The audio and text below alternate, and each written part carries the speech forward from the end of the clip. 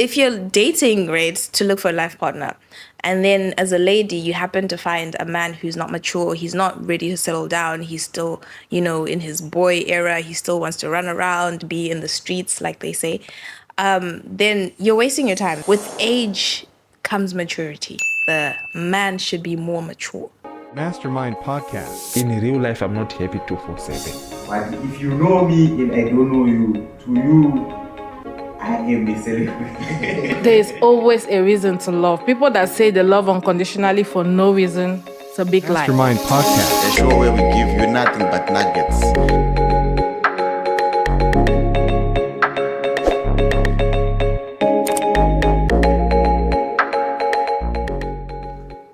Hi guys, and welcome to the Mastermind Podcast, the show where we give you nothing but life nuggets.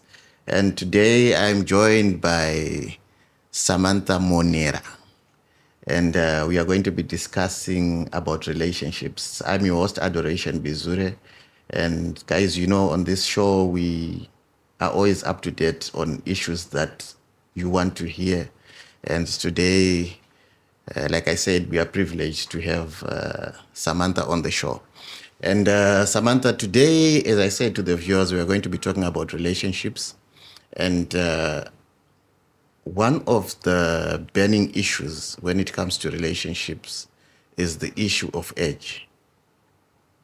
And I want you to give us your own opinion when it comes to age. What do you think? Does age really matter when it comes to relationships? Okay, thank you very much for having me. Okay, to weigh in on your question, I would believe that for me personally, age does matter, right? Why I say this is because with age comes maturity. I know a lot of people tend to argue that, there are a lot of mature people who are still young and everything, but those are like a few out of a lot. So you tend to find that as people go through life, this is where maturity comes in. So you can't really have a relationship that's headed by an immature person. Like that's just disastrous. Okay. Yeah. So you're saying age matters in as far as between two people, all of them, they have to have a certain age, or you are saying it matters in the sense that one has to be mature and the other one has to be young. How can you clarify for me? I know it's not really good to answer a question with a question, but Yeah. I'll ask you this. Yeah. Let's say you are in a relationship, you're the mature person, and your partner's immature. How do you think that's gonna, It won't work. You see what I mean? So it's not that maturity has to be one-sided. It definitely has to be two-sided, right? So both of the partners need to be mature. But in terms of should one partner be older than the other, and which partner should be older than the other, I think that's all comes down to the logistics of the two who are involved in the relationship. But I would say that for people to be in a relationship, at least you need to have reached a certain age. For me, it doesn't make sense if, for example, you would be dating someone who's 15 or who's 12, if you get what I mean. So there's a certain age or a certain benchmark that you as an individual would look at to be like, okay, so if I'm dating in the, for example, mid-20s to early 30s age gap. That's okay, I think I can get along with this person because they've been through certain things in life at that point. Okay, and according to you, who should be mature, the guy or the lady? So I'm from a Christian background, right? And I believe that the man is the head of a house, right? So in that sense, I say that the man should be more mature. Why? Because he's carrying on the relationship, right? He's, he's the brains, and then the lady is coming in to fill in. You get what I mean? So I'd say the man has to be more mature compared to the lady. Okay, but do you agree with me, Samantha, that there are people who are young in age, but they are also mature. And there are also people who are, advanced in age, but they act immature. Do you agree with me on that? I agree with you. But if we really look at the statistics of that, you'd find that that's a few out of many, like I said before. So we can't really base an argument on few findings, if you get what I mean. So if the findings, for example, of people who are young and mature are like 30 out of 100, can we then base a report on the 30%? We're not neglecting them totally, but we're saying, in general, when we look at, the wider spectrum, age does matter. Maturity comes with age at a wider spectrum, if you get what I mean. Yeah, I do get what you mean. But, okay, what are the disadvantages of dating someone who is not mature? Okay. As a lady, right? As a lady, you are dating someone who is not mature. What mature. are the disadvantages? Okay, I think at first it comes down to what are you hoping to achieve when dating, right? So are you just dating for fun, or you're dating because you're looking for a life partner? If you're dating because you're looking for a life partner, then I'm trying to stay away from examples because then, You can give us here. But so like if you're dating, right, to look for a life partner, and then as a lady you happen to find a man who's not mature, he's not ready to settle down, he's still, in his boy era, he still wants to run around, be in the streets, like they say, then you're wasting your time simply because 8 out of 10, that guy will probably realize that he wants to get married, like, I don't know, a couple of years down the line. And usually it happens that it won't be you who he wants to settle down with. Why? Because he's had so much fun with you. He's explored so much things with you. Now he's looking at a point where, okay, if I could do this and do this and do that with her when we were still in a relationship, how then can she commit to me in marriage? Okay.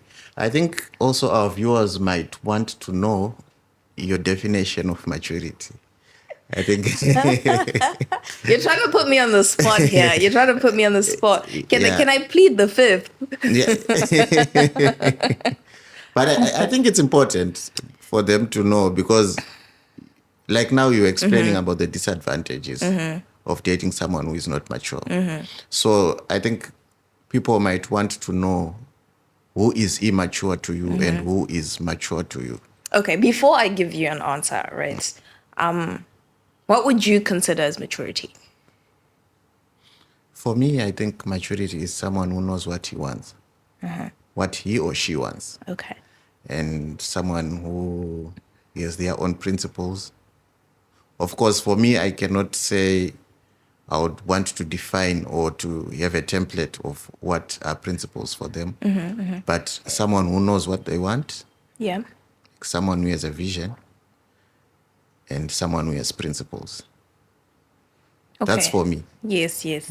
I think I would agree with what you've said, and maybe just to add on a few things. Someone who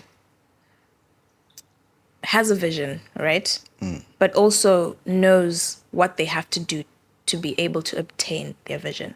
Because having a vision and having a game plan are actually two different things. A person might have a vision and not have a game plan, or they might have a vision and not have the drive to achieve their vision.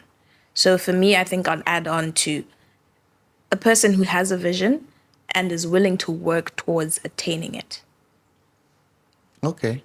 Yeah, that makes sense.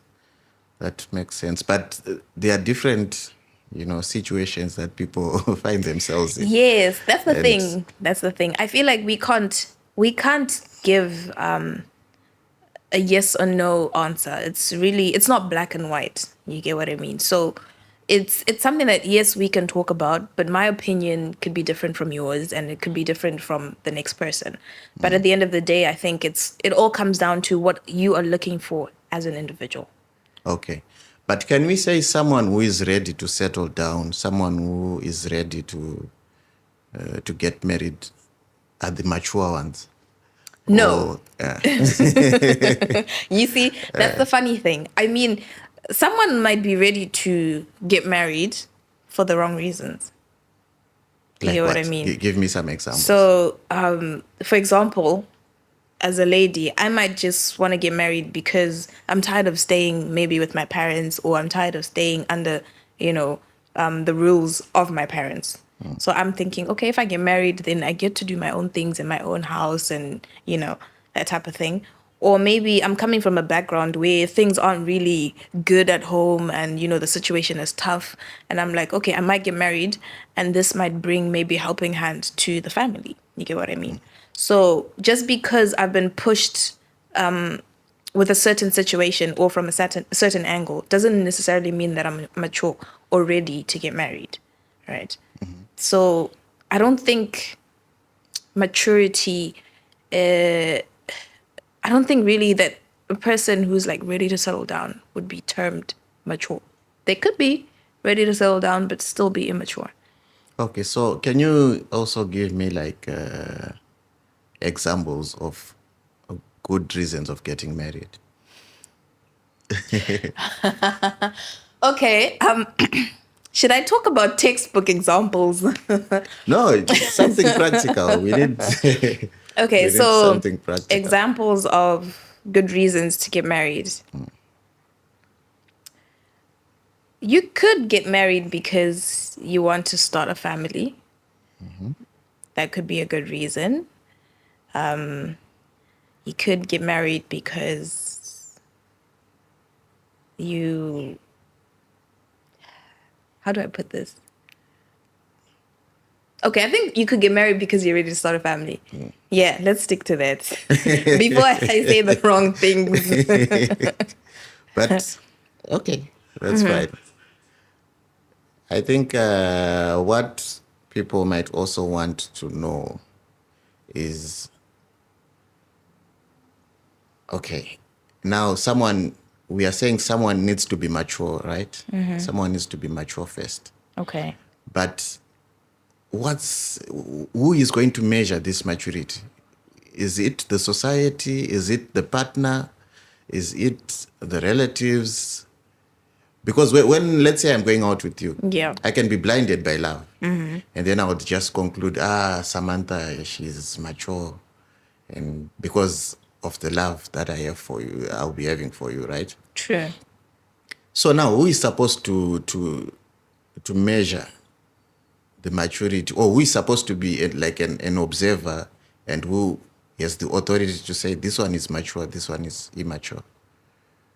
It would make life a whole lot easier if we had some sort of measure and you could just measure and be like, okay, this one's mature 60%, 80%, 20%. But unfortunately, we don't, right? So it comes down to an individual who's in the relationship to know what they want from a person. I feel like it's important before you get into a relationship to have objectives, the reason why you want to be in a relationship, what you're looking for in a relationship before you actually get into it. That's avoiding this blinded by love scenario.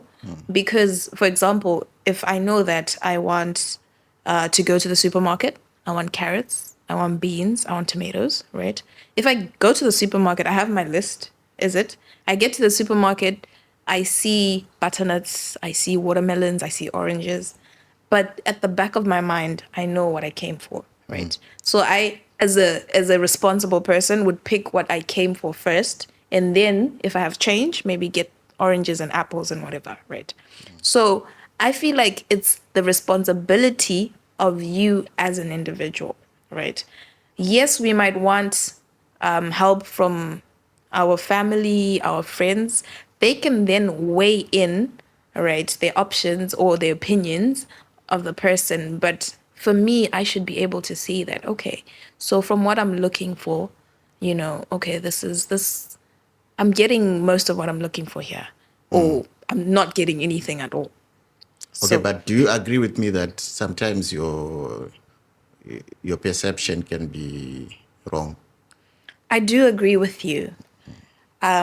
It does happen. You get instances where maybe you're misled or what you think isn't exactly, you know.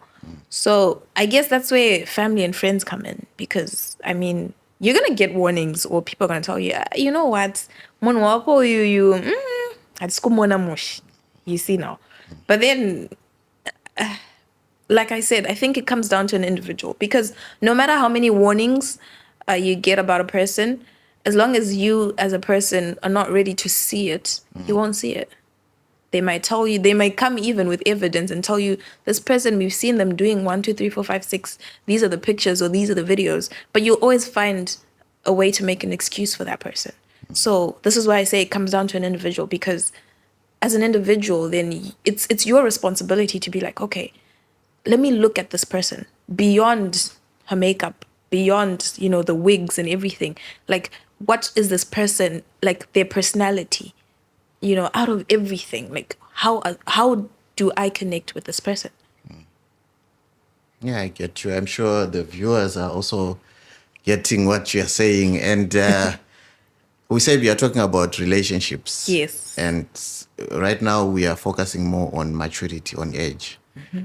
And as we are rounding up on this I think it's a subtopic, right? I think so. Yeah, on this subtopic, let's say someone is immature, right? And, okay, is there any problem if I get into a relationship just for fun?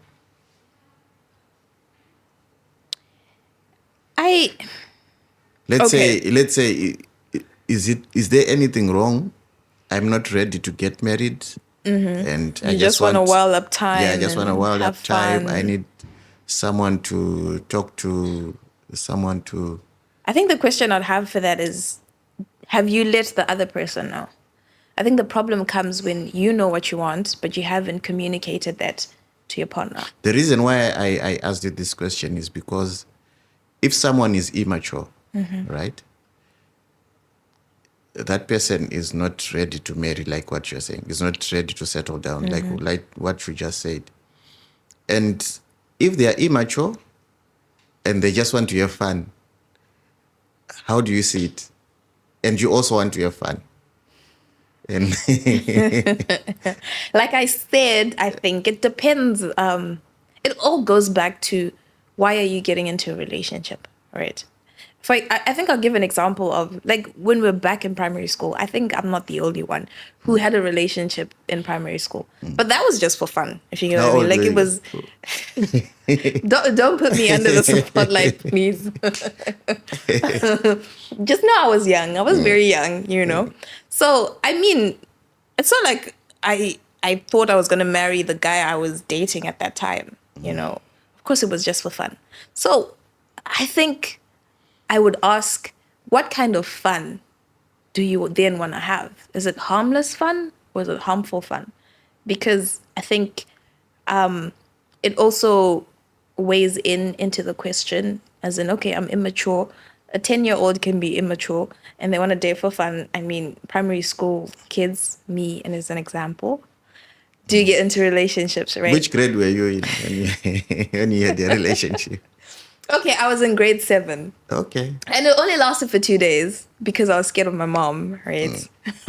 So, but I'm saying it now depends, because we can't say you are 39 and you're immature and you're still dating for fun.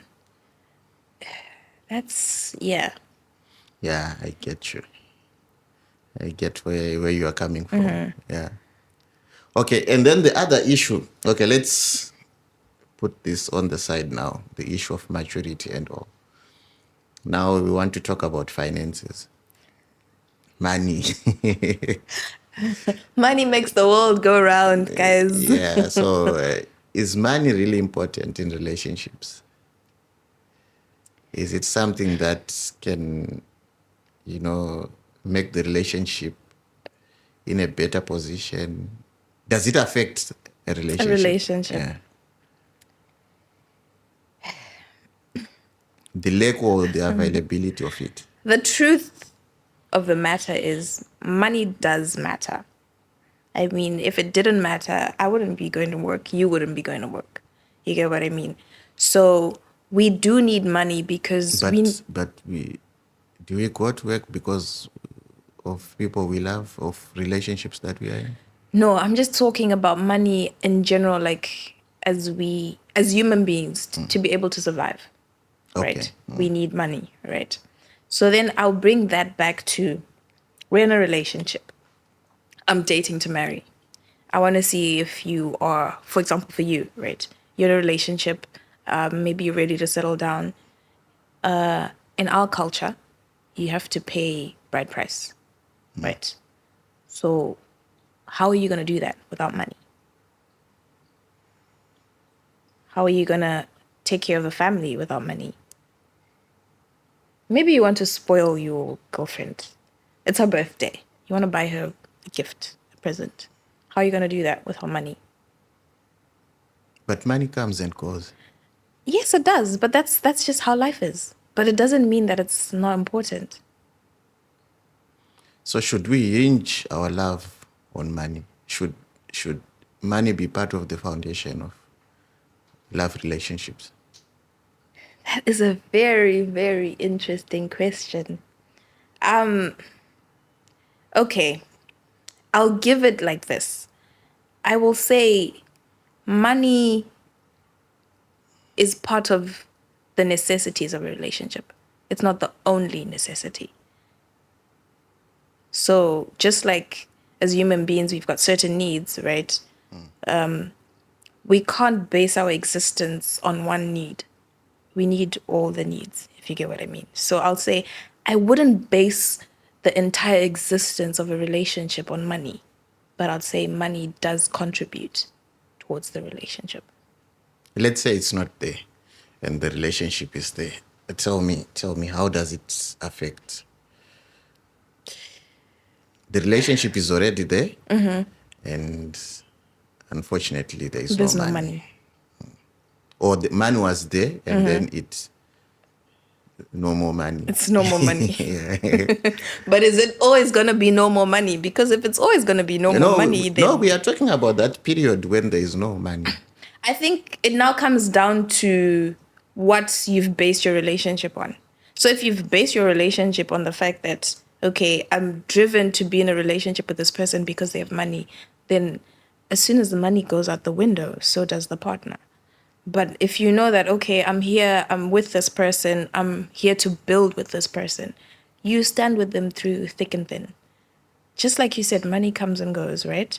So there are moments where things are going to be good, and there are moments when they're going to be bad. But for the relationship to be established, money should have been seen.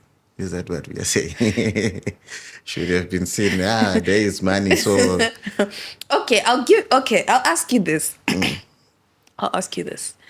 As an individual, right?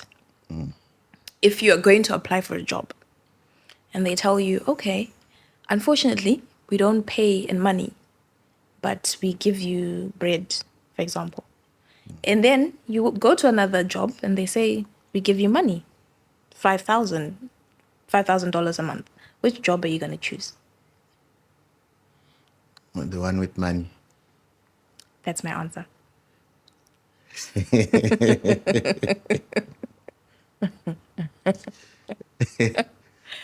I feel like you really put me on the spot with this question, but yeah. Yeah. So without money...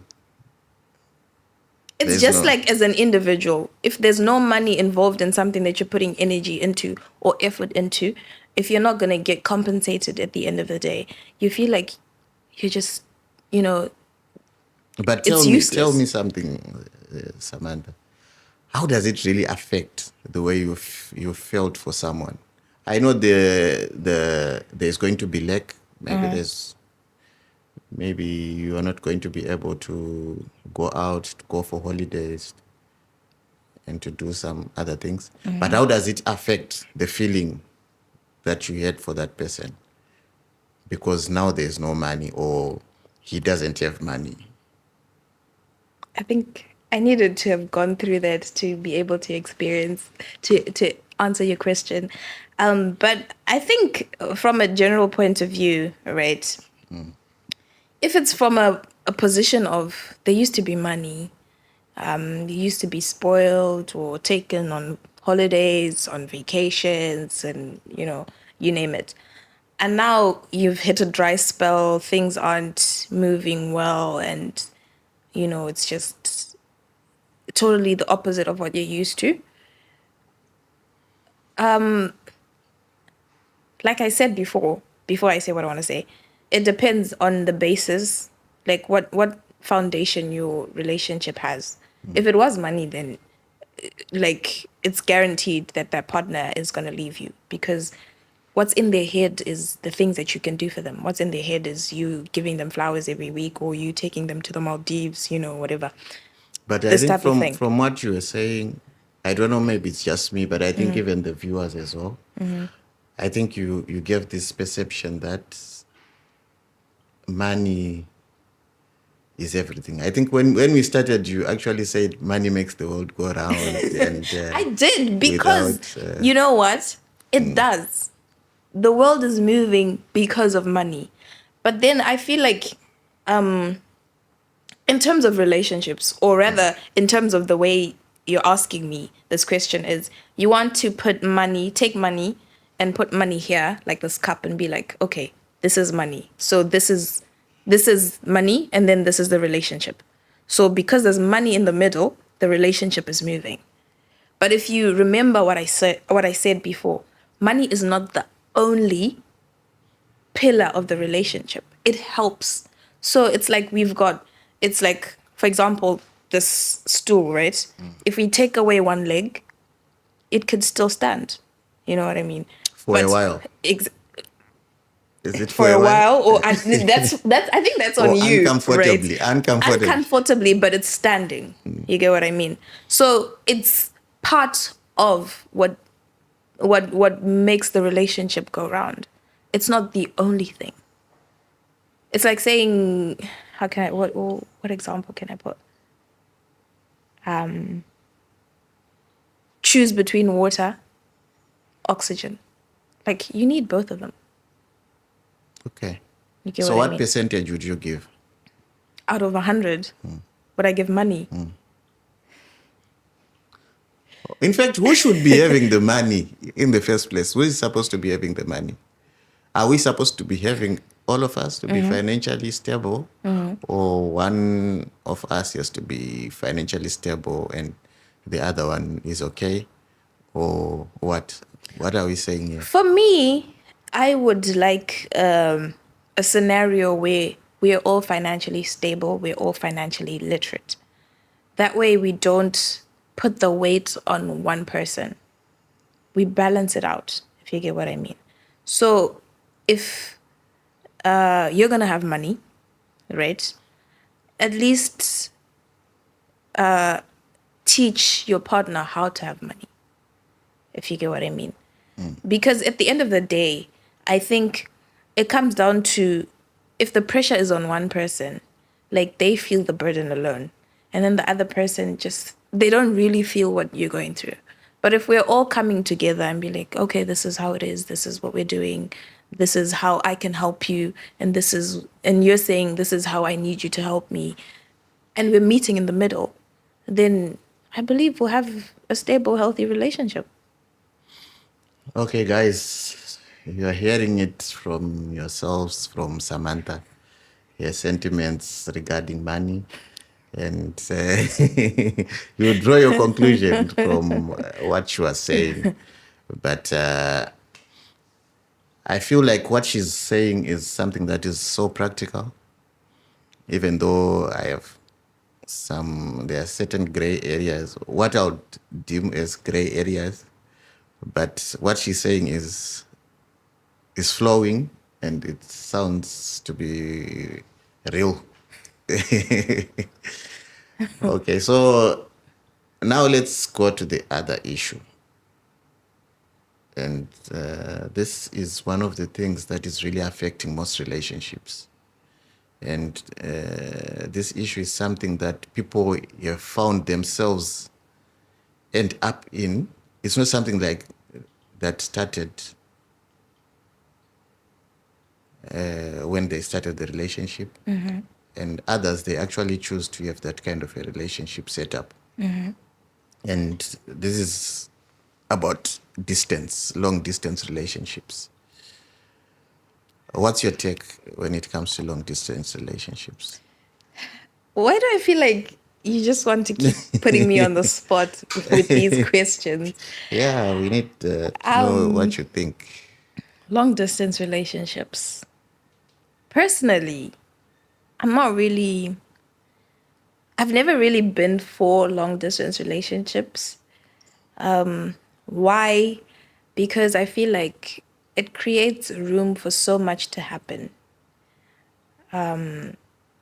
So for me personally, I'm not really for them.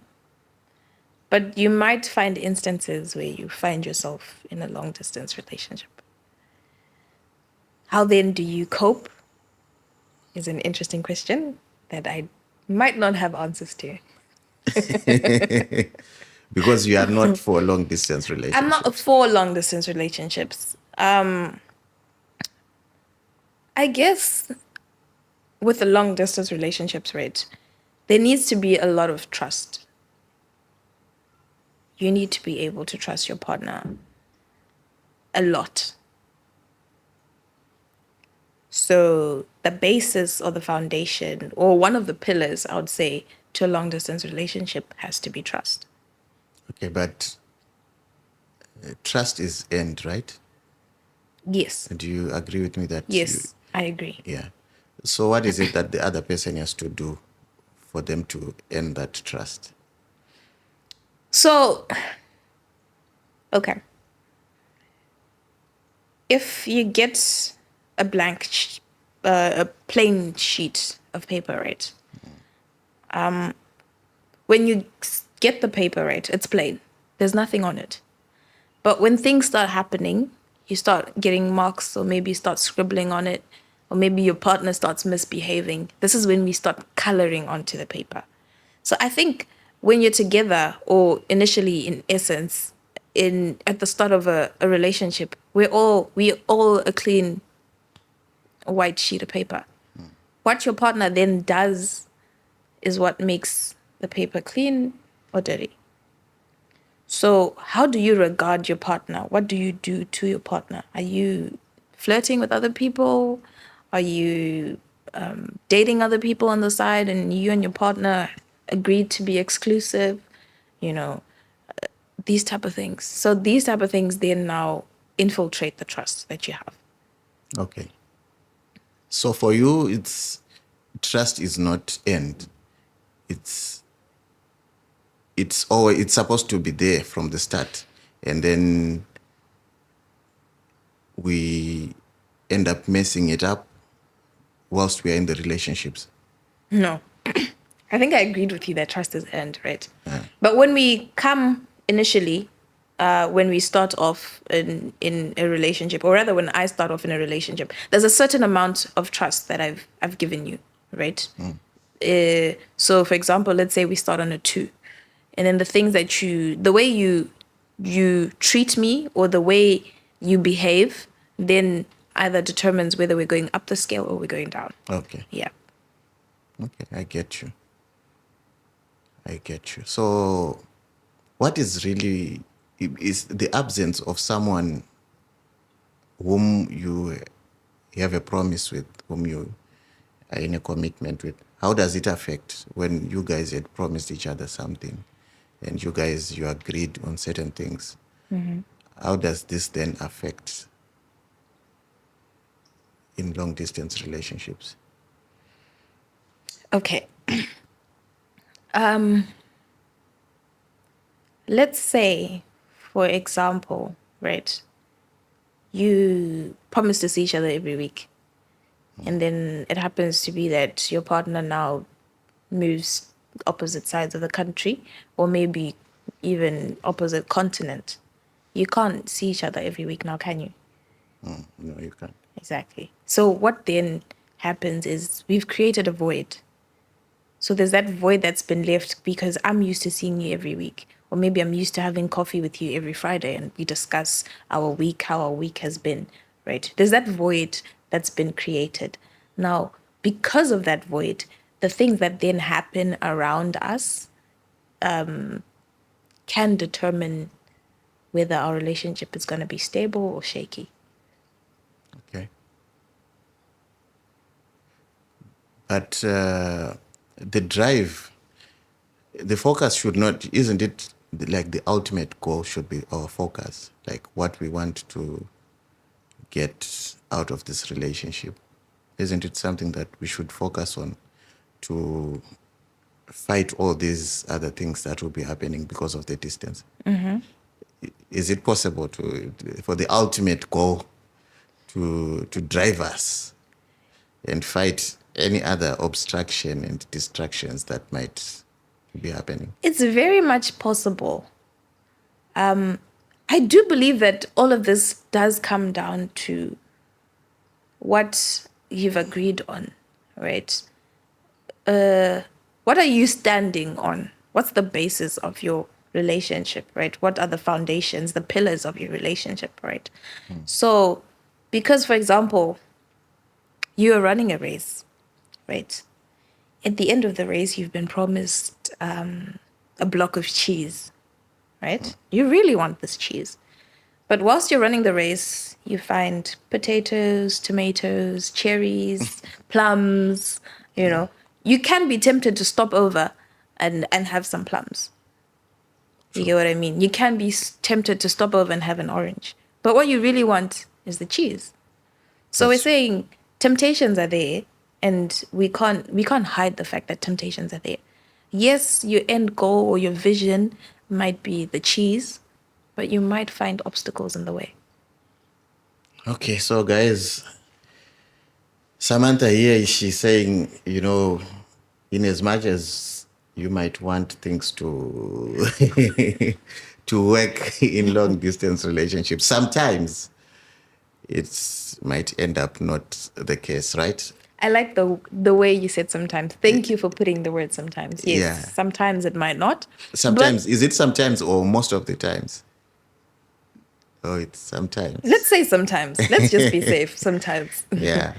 So, Samantha, thank you so much for coming today. And I'm sure the viewers have learned one or two things from what you've been saying. And I know that you're going to be coming for other programs as well that we have on this podcast. And right now, I will just, before we close, I just want you to give like your best shot, like the last words that you want the viewers to to have. Thank you very much. It was a pleasure being on the show. I guess my parting words would be always remain focused on your goals. Yes, you might find there's going to be temptation. Like, you can't run away from it. But always remember your end goal. And keep that in mind with you everywhere you go. So that's in terms of relationship or just life in general. All right. So thank you, Samantha, for coming. And guys, we want to thank you here at Mastermind Podcasts for your views, your comments, your subscriptions. And it really means a lot to us. And today we are done with this show. And that was it for today. And goodbye.